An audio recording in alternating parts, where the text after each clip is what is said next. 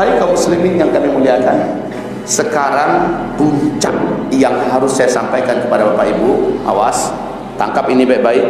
Puncak yang harus saya sampaikan pada ibu-ibu adalah saat huru hara di Timur Tengah terjadi, disebut dengan Arab Spring. Dari 2010, puncaknya adalah Suriah.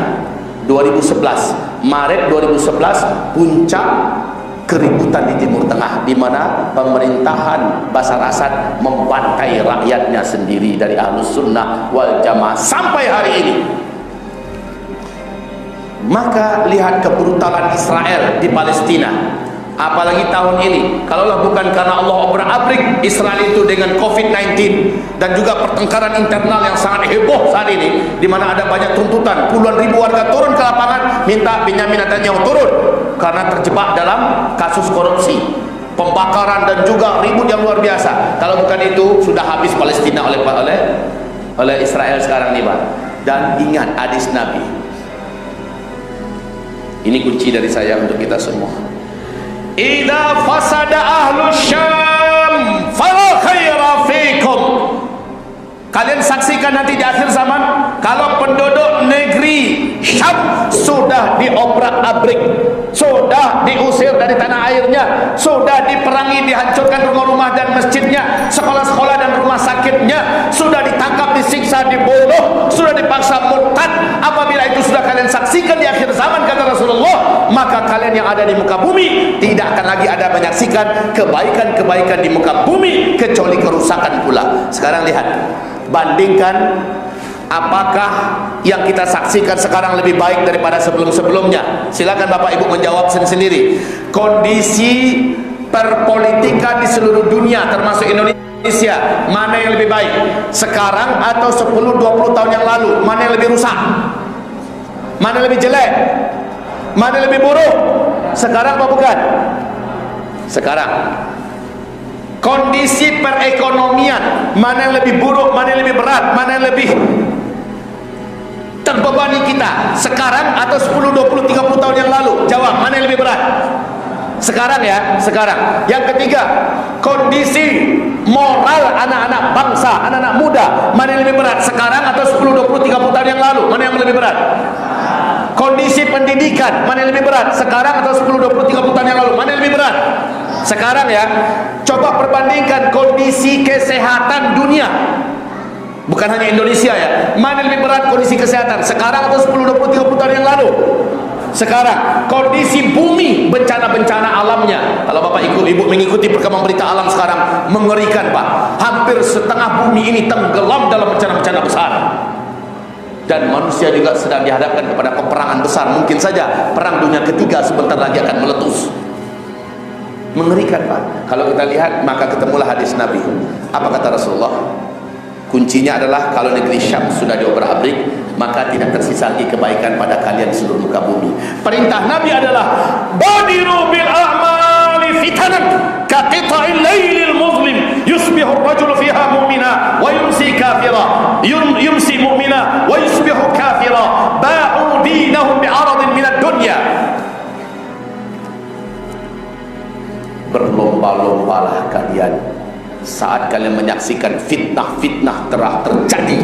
Berlomba-lombalah kalian. Ternyata fitnah-fitnah itu ditafsirkan oleh Rasulullah dengan hadis yang lain. Wal fitanu bisyam. Fitnah-fitnah itu adalah di negeri Syam, bukan Xinjiang, bukan Rohingya, bukan Yaman, bukan Arab Saudi, bukan Mesir, bukan Sudan, bukan Pakistan, bukan India, bukan Cina, bukan Indonesia. Fitnah itulah negeri Syam.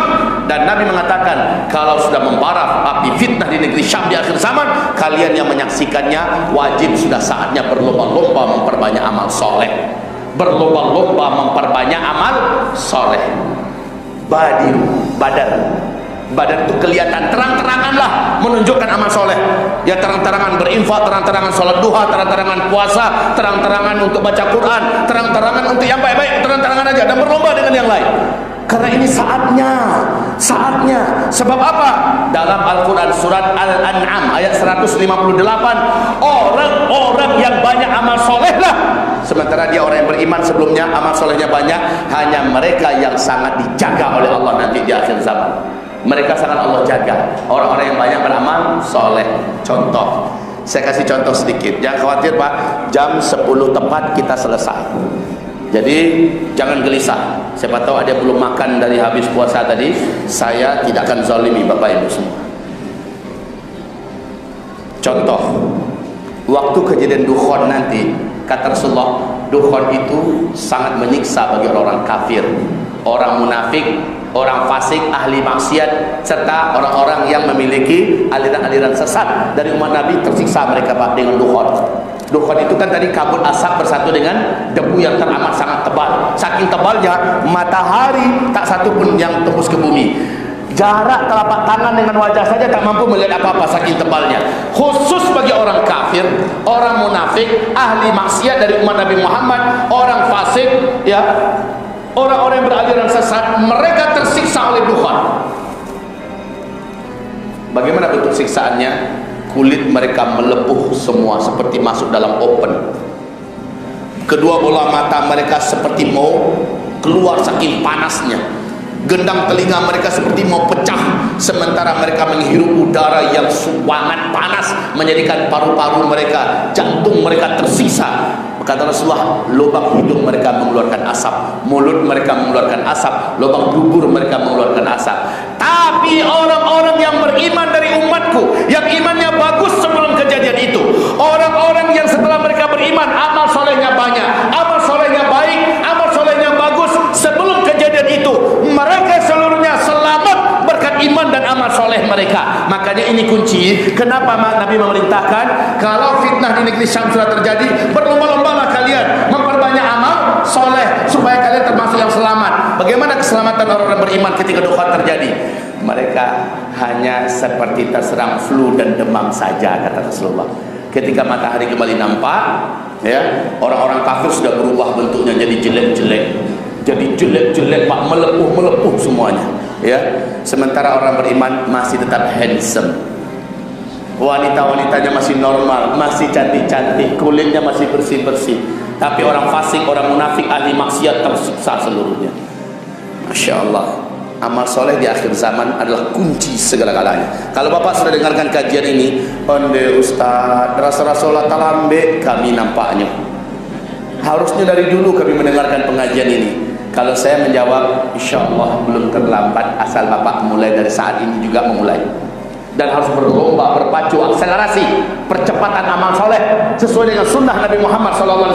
Setelah dengarkan kajian ini, masjid guru terus di mana kita berada, sholat 5 waktu berjamaah dengan imam, dan jangan ketinggalan takbiratul ihram bersama imam. Kalau perlu dapatkan sholat sunat tahiyatul masjid, kalau perlu dapatkan berdoa di antara azan dan iqamat, kalau perlu dapatkan kita sholat sunat qabliyah, ya, disebut dengan rawatib qabliyah dan ba'diyah juga. Kerjakan tahajud, kerjakan duha, kerjakan salat sunat syuruk, kerjakan salat sunat hajat, kerjakan salat sunat wudu, dan seterusnya dan seterusnya.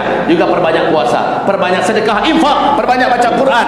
Ini nanti akan menjadi penentu Bapak selamat atau tidak. Ini kuncinya. Kaum muslimin yang saya muliakan, maaf saya tidak bermaksud nakut-nakutin, tapi yuk sama-sama kita saksikan 3-4 bulan ke depan bakal apa yang akan terjadi dengan bumi kita ini. 3-4 bulan ke depan.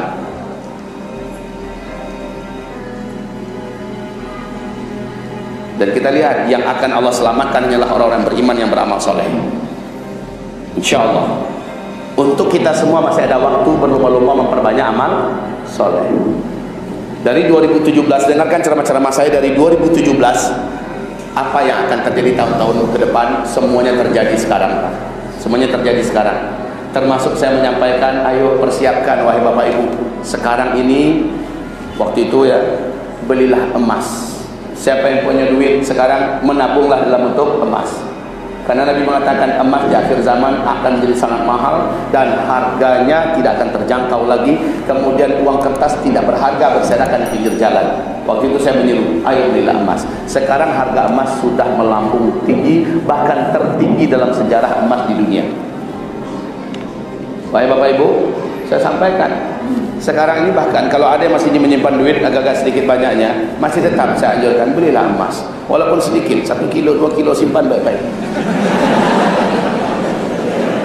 Ustaz, saya selalu ketika cerita tentang belilah emas kayak gini, pada ketawa kaum muslimin. Mungkin sekilo 2 kilonya gitu ya, sedih juga saya. Padahal negeri kita ni kayanya Pak, tambang emas di Indonesia ini, ya Allah. Freeport yang kita sangka hebat sekali emasnya itu, masih kalah beberapa titik emas yang lain di Indonesia.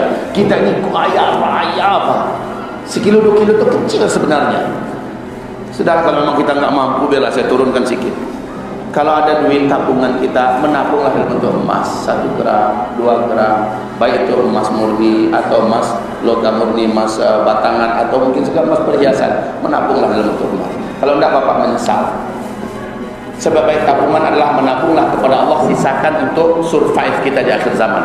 Tabunganlah kepada Allah. Tapi sebab baik persiapan akhir zaman adalah amalan soleh, doa dan doa. Coba lihat, ternyata ini kesimpulan pengajian ya. Ternyata amal soleh yang kita kerjakan di dunia ini tidak hanya akan membantu dan menolong kita nanti setelah kita meninggal dunia, setelah kita di alam barzakh saja. Tidak hanya menolong kita ketika kita di padang mahsyar saja, tidak. Amal soleh kita kerjakan di dunia ini akan bisa menolong kita saat kita masih hidup di dunia, saat kita dalam kondisi genting dan berbahaya. Contoh, ada saya buat contoh 2 saja contohnya dulu. Yang pertama, contoh yang terjadi pada Nabi Yunus alaihissalam. Nabi Yunus digelari Allah dengan sebutan Dhunnun. Beliau ditegur dengan hukuman oleh Allah masuk dalam perut ikan. Dalam perut ikan itu saya bertanya, berapa lama Nabi Yunus dalam perut ikan? Ada riwayat mengatakan 1 minggu, ada riwayat mengatakan 2 minggu, ada riwayat mengatakan 20 hari, ada riwayat mengatakan 40 hari Nabi Yunus dalam perut ikan.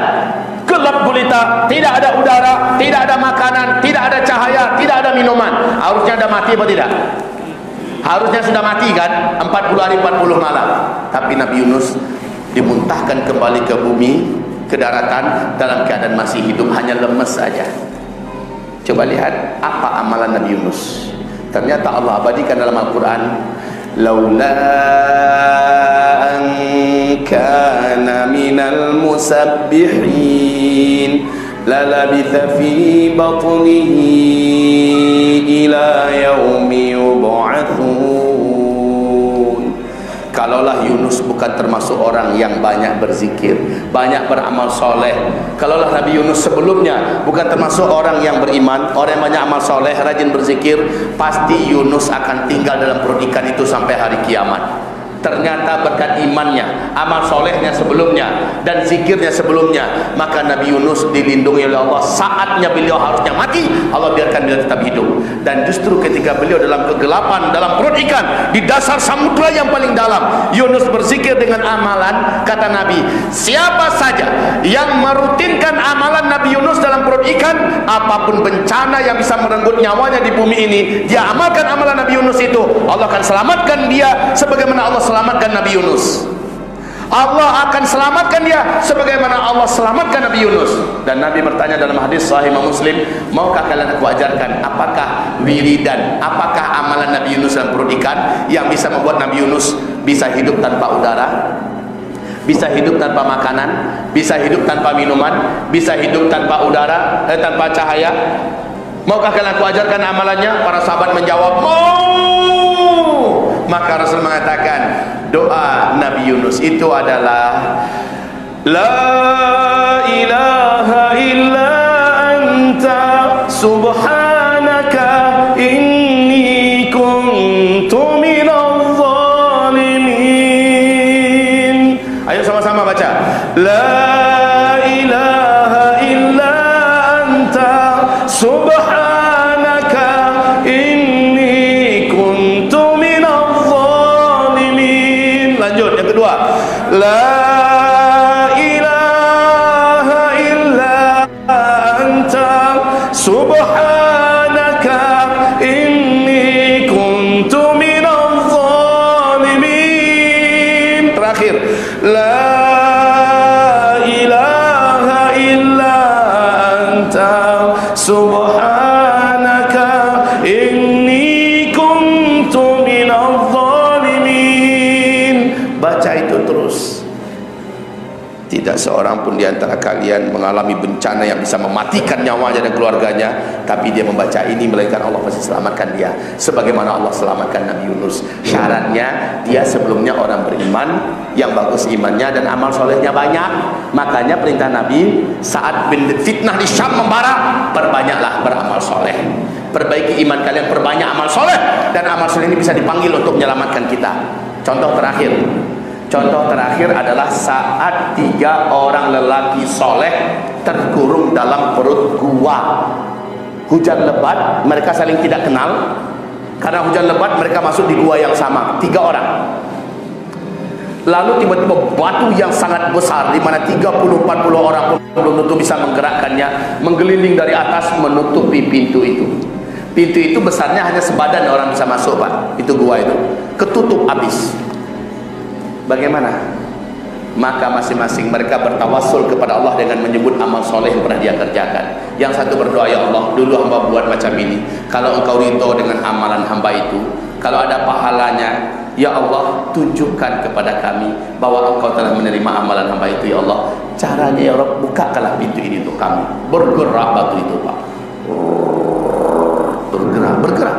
Tapi sayang, masih sepertiga pintu itu baru terbuka, baru tangan bisa muncul keluar, cahaya udah bisa masuk, Pak, tapi belum bisa keluar mereka. Yang kedua berdoa juga, ya Allah, dulu hamba mengamalkan ini, bila kau ridhoi amalan itu, bila kau terima, ya Allah, bukakanlah pintu ini untuk kami. Ternyata amalan soleh kita bisa menyelamatkan kita ketika kita masih hidup di dunia.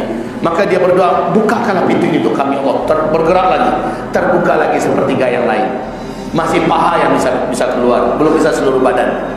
Yang terakhir berdoa, ya Allah, hamba dulu bersedekah seperti ini bentuknya, ya Allah, bila kau terima itu, kau ridhoi, bukakanlah pintu ini seluruhnya untuk kami, ya Allah, biar kami bisa keluar dan selamat. Terbuka seluruhnya, mereka keluar. Coba lihat, amal soleh kita bisa kita panggil di hari-hari genting, bisa kita minta untuk penyelamat kita ketika kita masih hidup. Selama ini kita berpikir udah mati aja nanti bermanfaatnya, ternyata tidak. Masih hidup kita bisa amal soleh ini dipanggil untuk menjadi penyelamat dan pelindung kita. Oke, cukup sampai di sini insyaallah taala. Oh Ustaz, masih ada waktu Ustaz? Iya, saya tidak akan selesai kecuali pas jam 9, jam 10. Ya, saya tambahkan lagi sebagai penutup. Enggak ada tadi yang menawarkan minum lah Ustaz. Cuma air minumnya tadi saya melihat ada air minum yang saya tidak sukai. Aqua ini saya sangat menghindarkan diri darinya selama-lamanya. Bismillah.